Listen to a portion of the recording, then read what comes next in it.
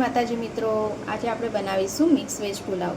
તેના માટે મેં બાસમતી રાઈસ લીધા છે, જે મેં આ રીતે અડધો કલાક પલાળીને લીધેલા છે।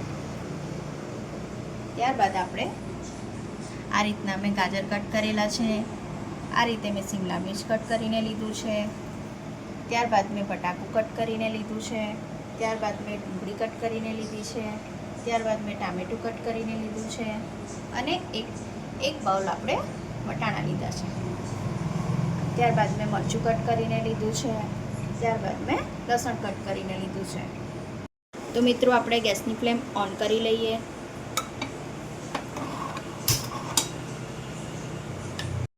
તો મિત્રો, આના માટે મેં 4 ચમચી તેલ લીધું છે, તે એડ કરીશું। અહીંયા મેં તજનો ટુકડો લીધો છે, ત્યારબાદ મેં મરી લીધી છે, ત્યારબાદ મેં લવિંગ લીધું છે, ત્યારબાદ મેં ચક્રી ફૂલ લીધું છે અને તેજપત્તું લીધું છે। આ બધું મેં તેલમાં એડ કરી લીધું છે, તેને આ રીતે હલાવી લઈએ। મિત્રો, આપણે ચપટી હિંગ એડ કરીશું, ત્યારબાદ આપણે જીરું એડ કરીશું। હવે તેમાં ડુંગળીને આપણે સાતળી લઈશું, એને હલકી ગુલાબી રંગની થવા દેવાની છે, ત્યાં સુધી આપણે એને સાતળવાની છે। જોઈ શકો છો, આ રીતે હલાવવાની છે। તો મિત્રો, આપણે ડુંગળીને આ રીતે સાંતળવાની છે અને ગુલાબી રંગની થઈ ગઈ છે। ત્યારબાદ આપણે તેની અંદર લસણ એડ કરીશું,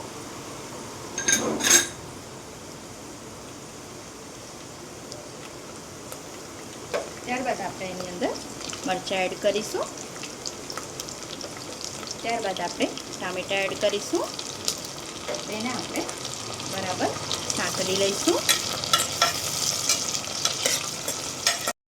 તો આપણા ટામેટાં આ રીતે સતળાઈ ગયા છે।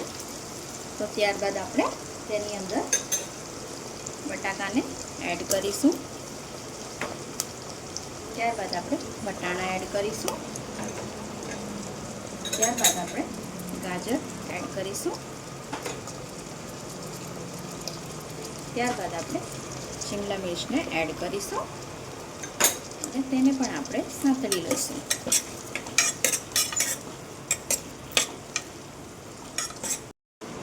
તો મિત્રો, આપણે બધી જ શાકભાજીને આ રીતે હલાવીને સાંતળી લેવાની છે।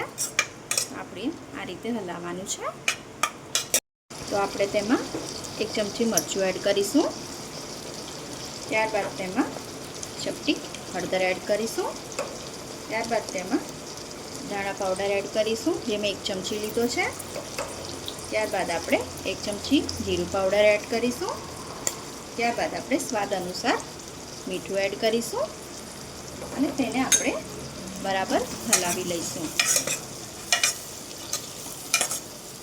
આ રીતે તેને હલાવી દેવાનું છે। તો શાકભાજી આપણી બરાબર સતળાઈ ગઈ છે। તો ત્યારબાદ આપણે તેની અંદર રાઈસ એડ કરી લઈશું, જેને મેં આ પલાળીને મૂક્યા હતા તેને આપણે એડ કરી લઈશું।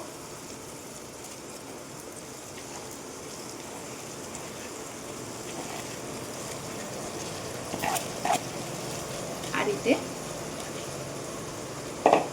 એડ કર્યા છે, તેને આપણે હવે હલાવી લઈશું, બરાબર તેને મિક્સ કરી લેવાના છે। તો મિત્રો, તેની અંદર આપણે 1 ગ્લાસ પાણી એડ કરીશું, ત્યારબાદ અડધો ગ્લાસ બીજું પાણી એડ કરીશું,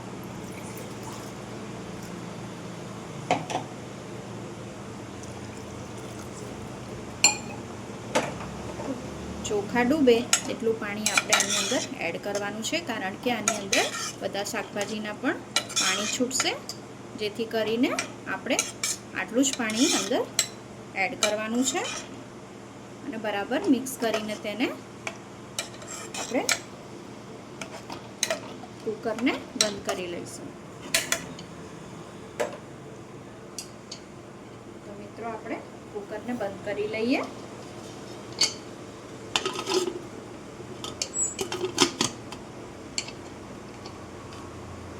તો મિત્રો, હવે પુલાવ ચેક કરી લઈએ।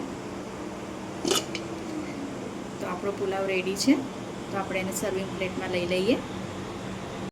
તો મિત્રો રેડી છે મિક્સ વેજ પુલાવ. અમારી રેસીપી તમને ગમી હોય તો લાઇક, શેર અને સબસ્ક્રાઈબ કરવાનું ભૂલતા નહીં.